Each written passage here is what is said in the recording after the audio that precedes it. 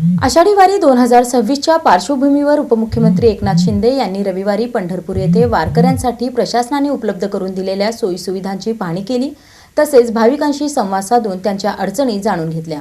आषाढी वारी 2026च्या पार्श्वभूमीवर उपमुख्यमंत्री एकनाथ शिंदे यांनी रविवारी पंढरपूर येथे वारकऱ्यांसाठी प्रशासनाने उपलब्ध करून दिलेल्या विविध सोयीसुविधांची प्रत्यक्ष पाहणी केली। यावेळी त्यांनी भाविकांशी संवाद साधत त्यांच्या अडचणी जाणून घेतल्या, तसेच प्रशासनाला आवश्यक सूचना दिल्या। पत्राशेड येथील रिद्धी-सिद्धी दर्शन मंडपात दर्शनासाठी उभ्या असलेल्या भाविकांना उपमुख्यमंत्री शिंदे यांनी स्वतःच्या हस्ते पाणी बॉटलचे वाटप केले। दर्शन रांगेतील सुविधांबाबत त्यांनी वारकऱ्यांशी संवाद साधून प्रशासनाच्या व्यवस्थेची माहिती घेतली। यानंतर त्यांनी चंद्रभागा नदी परिसर आणि वाळवंटातील स्वच्छतेची पाहणी केली। आरोग्य विभागाच्या वतीने उभारण्यात आलेल्या वैद्यकीय कक्षाचे उद्घाटन त्यांच्या हस्ते करण्यात आले। त्यानंतर होडीतून चंद्रभागा नदीपात्रातील स्वच्छतेचा आढावा घेत त्यांनी होडीच्या सुरक्षा व्यवस्थेची पाहणी केली। लाईफ जॅकेटसह सर्व सुरक्षा उपाय काटेकोरपणे राबविण्याच्या सूचना संबंधित अधिकाऱ्यांना देत वारकऱ्यांच्या सुरक्षिततेला सर्वोच्च प्राधान्य देण्याचे निर्देश त्यांनी दिले। स्वच्छता कर्मचाऱ्यांशी संवाद साधत सुरक्षित साधनांचा वापर करून आरोग्याची काळजी घेण्याचे आवाहनही त्यांनी केले। भक्तिसागर येथे वारकऱ्यांसाठी उभारण्यात आलेल्या आपत्कालीन कक्षाची पाहणी करत त्यांनी आयसीयू मध्ये उपचार घेत असलेल्या रुग्णांची भेट घेऊन